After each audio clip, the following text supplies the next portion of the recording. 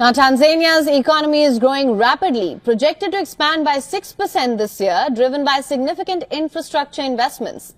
However, this growth is coming at a cost to the Tanzanian shilling, which is weakened by 8.9% in 2025, making it the world's worst performing currency. The decline is largely due to a widening current account deficit and increased demand for foreign currency, driven by a surge in imports and rising public debt.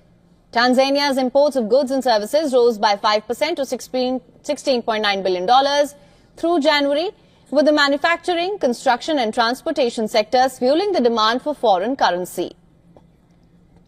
Key infrastructure projects such as the $5 billion East African crude oil pipeline and a major deepwater port in Bagamoyo are expected to drive long-term economic growth.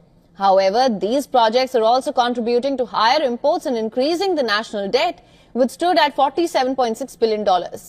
With external debt rising 11.5% to $33.9 billion in January, despite these pressures, experts predict that if the government manages debt efficiently, the long-term benefits of these investments could strengthen the shilling over time. Demand for dollars is particularly high from sectors like oil and gas, construction and manufacturing, putting further pressure on the Tanzanian currency. With the shilling currently trading at the weakest level since November 2023, experts forecast that it may fluctuate within the range of 2,620 to 2,650 in the medium term. While Tanzania's ambitious infrastructure projects may boost GDP growth, the short-term outlook for the shilling remains uncertain, with more potential declines before any recovery.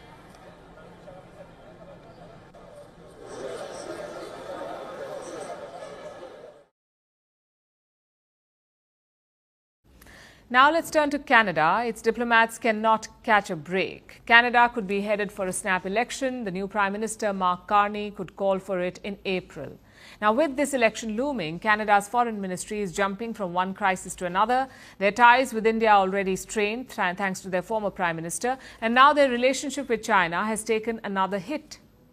Earlier this year, China executed 4 Canadian nationals. China executed 4 Canadian nationals. They were convicted of drug-related crimes. All of them held dual citizenship. They were both Canadian and Chinese. But China does not recognize dual nationality, so it insists that these executions are an internal matter. What's worse, the executions happened months ago, but Ottawa just found out about them. Here's a report. Canada's relations with China have hit a new low. Earlier this year, China executed 4 Canadians. They were convicted on drug crimes, and Ottawa just found out about this. But that's not the most shocking detail. China claims that they were never Canadian to begin with. Combating drug-related crimes is a shared responsibility of all countries. China is a country governed by the rule of law and treats defendants of all nationalities equally. The Canadian side should respect the spirit of the rule of law and stop interfering in China's judicial sovereignty. They were dual nationals, citizens of both China and Canada. Canada's Foreign Minister, Melanie Joly, has spoken. She has been tracking the cases for months. She had tried to intervene alongside other officials. Even former Prime Minister Justin Trudeau made an attempt. But they couldn't stop the executions, because Beijing doesn't recognize dual nationality.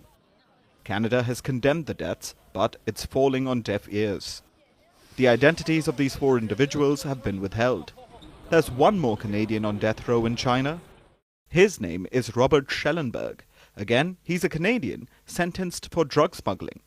Ottawa has appealed to Beijing for clemency, just like it did in the previous cases. But Canada has failed to move the needle with China. The impasse sums up the state of Canada-China ties. The relationship has been tense for years now. It hit a low point in 2018, when Ottawa arrested a former Huawei executive. Her name is Meng Wanzhou. She's the daughter of the founder of Huawei, Ren Zhengfei. Meng was charged with fraud by the US. Back then, Beijing had retaliated by jailing 2 Canadians. In 2021, there was a breakthrough when Meng was released after a deal with US authorities, but ties haven't improved since then. Canada and China are locked in a trade war now. Ottawa has raised duties on a range of Chinese goods. from food and farm produce to Chinese steel and aluminium, and even electric vehicles. China has hit back with equal force. These executions could be a message from Beijing, and a strong one, that China has no intention of mending its ties with Canada.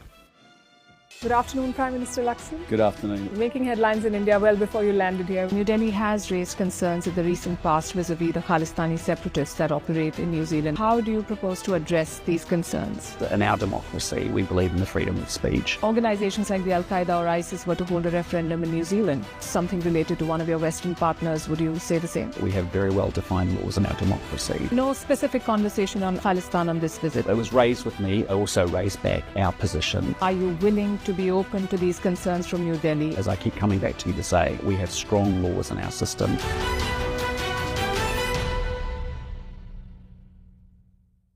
Do you think that Ukraine is at its weakest position? This war is not about Ukraine. Do you believe that your president was insulted? Yes or no question.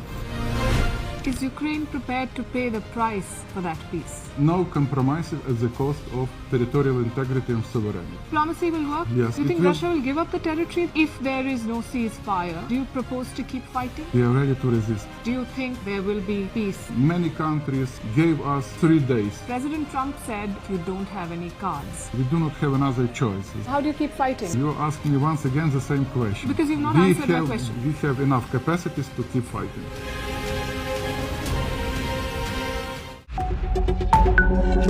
Ukraine attacked the Russian military airfield Engels in the Saratov region with drones. This was reported by the General Staff. According to the military, a fire, explosions and secondary detonation of ammunition were recorded in the area of the airfield. This airfield is a key base for the Russian strategic aviation. Tu-95, Tu-22 and Tu-160 bombers are stationed there, as well as warehouses with aerial bombs and cruise missiles. It is from this airfield planes launch missile attacks on Ukraine.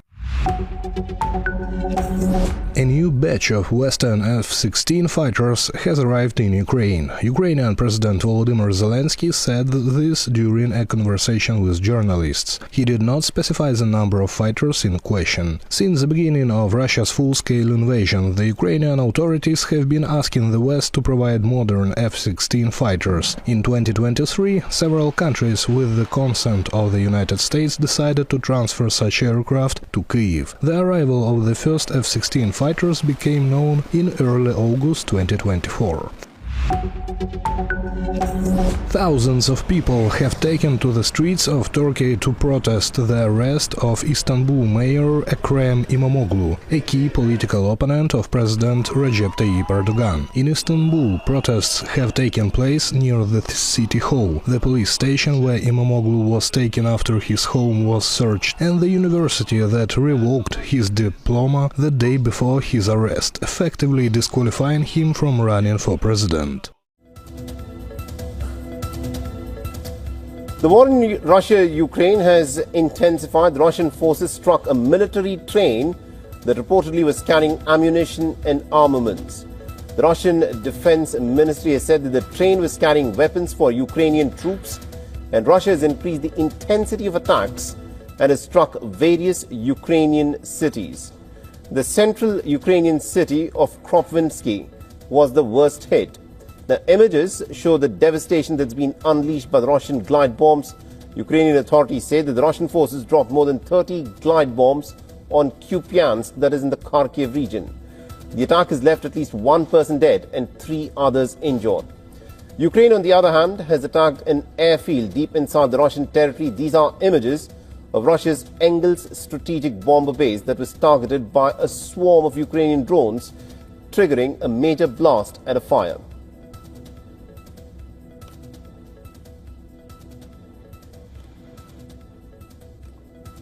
Now, the base is about 700 kilometers from the front lines of the war. The two sides have traded strikes amidst efforts by the Trump administration to try and hammer out the details of at least a partial ceasefire.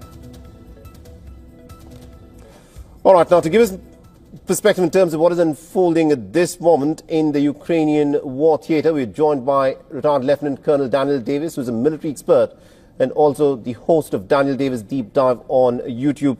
Now, Colonel Davis, looking at what has unfolded in the last 48 hours ever since Donald Trump and Vladimir Putin have spoken to each other, the expectation was that there may be a drawdown in the attacks that are taking place.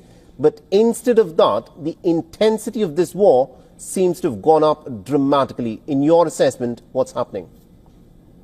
Yeah, the only way anyone could be surprised by this is if they're not paying attention to what the Russian side is actually saying. And I've heard many in the West actually come to that very conclusion, thinking that because of this discussion that the kinetic activity on the battlefield would lessen. But the Russians were emphatic and very clear in saying that they will not stop anything on the ground until there is an agreement. So far, they've only agreed to the very limited ban on striking energy infrastructure in Ukraine, but they clearly did not talk about or even offer up stopping air attacks on other military facilities. Ukraine, for its side, also made no promise whatsoever to stop anything else, and they're going to continue to do so. In other words, there's talks going on. This is actually similar to the end of the Korean War, where there was long periods of a lot of negotiations, but the fighting on the ground never stopped. And that's the situation we're in here. And historically, when you have these kind of situations, you'll have each side trying to actually ramp up its attacks and try to compel the other to realize that the only way forward is to negotiated settlement. If we get into a situation like that, that hands a decisive advantage to the Russian side. Interesting. And also, try help us make sense of this Ukrainian drone strike on Russia's Engels strategic bomber base, which in fact houses the nuclear bombers that Russians have got. The Ukrainians could not have carried out this attack without the express approval of the Americans. So on the one hand, Donald Trump says that he wants a ceasefire, but on the other, the military advisors for Ukraine seem to have given a green signal for this. Yeah, because what they want to do, Zelensky did not agree to holding all of his fire in the air, only on the infrastructure for energy as well. So they said, hey, this is just part of war, and this is what we're going to do. That base is of particular interest to the Ukraine side because it's not just for the nuclear bombers, but lots of, I believe it's Tu-95 aircraft, long-range bombers. Some of these glide bombs that you just mentioned that were hitting Kupiansk, some of them come from that airport as well. So they're trying to hit the ammunition stockpiles, which, based on those explosions you show, seems pretty likely some kind of ammo depot with large-scale weapons were hit. So this is, in their view, trying to be defensive to prevent those attacks coming on Ukrainian territory. Interesting. One quick question. The fact that the talks are also expected to happen in Riyadh, do you think the American side, although Donald Trump is talking that he wants to see a ceasefire at this moment, one of the bargaining chips that he would perhaps want to press against the Russians is that if the Russians don't agree to a ceasefire, then he could probably back the Ukrainians by sending more weapons. Is that a possibility that you foresee Donald Trump would want to take this war ahead? I don't think so. Not maybe because he wants to or doesn't want to, but because we don't have the capacity. Our inventories for our own use in the United States is already quite low, especially in some key issues like long-range weapons and air defense missiles. Those, our own inventories are dangerously low, not to mention our artillery rounds as well. We simply don't have enough to give them to offset any advantage that the Russians have. So if we try to go down that path, that's just going to move peace further away and increase the probability that Russia just presses its advantage on the ground. All right, we'll have to leave there. Thank you very much indeed, Colonel Daniel Davis, for joining us with that perspective there. Always my pleasure.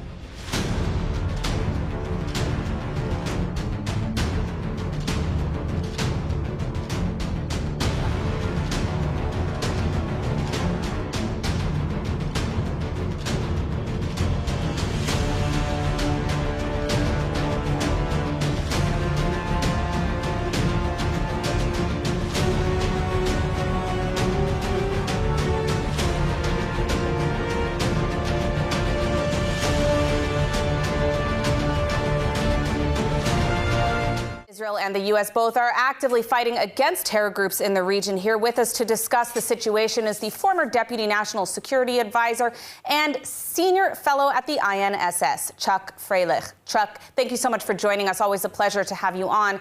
To start, after last night, where do you expect this conflict with the Houthis to go, given that the U.S. is actively engaging in this fight? Will we see continued missiles on Tel Aviv? Well, I would imagine that this missile wasn't the last one. I don't know what the Houthis are going to do beyond that. They're in a tough position. On the one hand, it would be maybe foolhardy on their part to ignore Trump's warnings, and at the same time, they can't really be seen to be caving in completely. So maybe for them, the solution to the quandary, so to speak, will be occasional, hopefully isolated missile attacks on Israel. And hopefully not at 4 a.m. Now, pivoting a little bit to... It won't happen, but... Exactly. The minimum that they'll do. Exactly. Now, pivoting to Gaza, there is tremendous pressure now. The IDF began their ground operation again. Already we're seeing some successes, but what's the end game here? Well, that's a very good question. What can we do now that we couldn't do in the course of almost a year and a half of essentially uninterrupted fighting? Is there some great new military maneuver that we have up our sleeves? I don't know many experts who believe that to be the case. At the same time, Hamas has been reconstituting, taking advantage of the ceasefire, and there is certainly that military justification for wanting to take them down, at least somewhat. At the same time, I think it is very hard and, in essence, impossible to divorce what's happening from the domestic political crisis in Israel and the prime minister's attempts to basically remain in office at all costs and do just about anything to that end. Well, we've seen reports that Israel has considered at different points annexing territory in exchange for any hostage that is harmed. Now, I know this isn't something, that's gone into effect, but is this tactic to increase pressure on Hamas, is that something that can move the needle even on negotiations? Well, I think in international relations in general, certainly when you're negotiating or trying to do so with a terrorist organization like Hamas, it's always good to back up diplomacy with a threat. And sometimes you have to carry out the threat or carry it out to some degree. There is a difference between conducting military operations, conducting coercive diplomacy, and going ahead and annexing territory. There's a reason that we got out of Gaza in 2005, the so-called disengagement agreement. We don't really want to be there in the long run. We've got nothing to look for in Gaza. We have nothing in common with the Gazans. Gaza is essentially, well, it's one of the poorest places on earth, and I don't necessarily mean that in the economic sense, that too. Gaza is a very sad place, and beyond ensuring our security, I don't think we want to be there. All right, we are almost out of time, but I want to ask you, with the massive protests in Israel over the renewed judicial reform, the recent moves of the prime minister to remove the head of the Shin Bet, what will the impact be on the battlefront, if any? Well, it's not just the removal of the head of Shin Bet, it's the firing of the attorney general. It's an unbridled attack on Israel's legal and democratic systems. We've seen this movie. We have the fortune of knowing what it can lead to. There is no doubt, and this isn't an opinion, we have captured Hamas documents which show how they assessed that the judicial overhaul in 2023 was greatly weakening Israel, and they were trying to take advantage of those circumstances. And God forbid, well, maybe they can't that much at the moment, but there are still other enemies around. Hezbollah is much weaker than it was, but still a sizable force. And Iran is there, and there are other people in the region who don't like us. So it's time to stop this. It's a true threat to Israel's national security. All right, well, we are out of time, but I want to thank you, as always, for your insights. Thanks for joining us, Chuck. Thank you. With a Fox News alert, Hamas claiming responsibility for firing rockets toward Israel early this morning, and sirens sounding overnight in Tel Aviv. You can hear them there after the Houthis launched a missile in a failed attempt to hit Israel's main airport. Trey Yingst is live in Tel Aviv with the latest. Trey? Hey, Ainsley, good morning. We do want to start with this breaking news. Last hour, Hamas, the group in control of the Gaza Strip, fired 3 long-range rockets at central Israel. Sirens were sounding here in Tel Aviv, sending hundreds of thousands of people to bomb shelters. And it comes after another attack overnight launched by the Houthi rebels in Yemen, who launched a ballistic missile at central Israel, sending millions of people to shelters from Tel Aviv all the way to Jerusalem. We do know that millions of people were in those shelters overnight around 4 a.m. as the Israeli military said the incoming missile was successfully intercepted. The Houthi attacks come as Israel continues to hammer the Gaza Strip with airstrikes. Dozens of people were killed overnight as hospitals struggled to keep up with the flow of incoming casualties. Oh, people, have mercy on us. Have mercy on us. Where are all the countries abroad? Where are all the countries abroad to intervene? Where are they? My loss, all my family is gone, my nieces. Enough, they're all gone. Wednesday, Israel announced ground forces were re-entering Gaza to recapture parts of the strategic Netzarim corridor, in addition to certain areas in central and southern Gaza. Demonstrations here in Israel continue against the government as thousands call for a return to ceasefire to protect the remaining hostages in Hamas captivity. Now, reports today do indicate that a team of Hamas officials is traveling to Cairo, Egypt. They will meet with ceasefire negotiators, trying to hammer out the details of a possible agreement. At this point, diplomacy is not prevailing and the war continues. Ainsley. The United Nations says that one of their buildings in central Gaza was hit twice, shortly before 11:30 this morning. One person was killed, an international staff member. Others were wounded and rushed to hospital. A number of them are reportedly in a critical condition and need to be medevaced. At least one needed an amputation. The IDF has denied carrying out the strike, but has given no alternative explanation. And the United Nations has said that their compound was targeted and claimed it was not an accident. There were no other buildings nearby. It was a very well-known premises, and it was in an isolated area. Israel has been hitting Gaza for a second day after it broke the 2-month ceasefire yesterday morning. In what could develop into another major escalation, the IDF has also started a ground operation in parts of central and southern Gaza, and the country's defense minister has warned of more to come. The Air Force attack against Hamas terrorists was only the first step. The rest will be much more difficult, and you will pay the full price. The evacuation of the population from the battle zones will soon begin again if all the Israeli hostages are not released. The renewed fighting has been criticised by governments around the world, including some of Israel's closest allies. I'm deeply concerned about the resumption of Israeli military action in Gaza. The images of parents carrying their children, young children, to hospitals have emerged over the last few days are truly shocking. The resumption of Israeli strikes yesterday, despite the efforts of mediators, is a dramatic step backwards.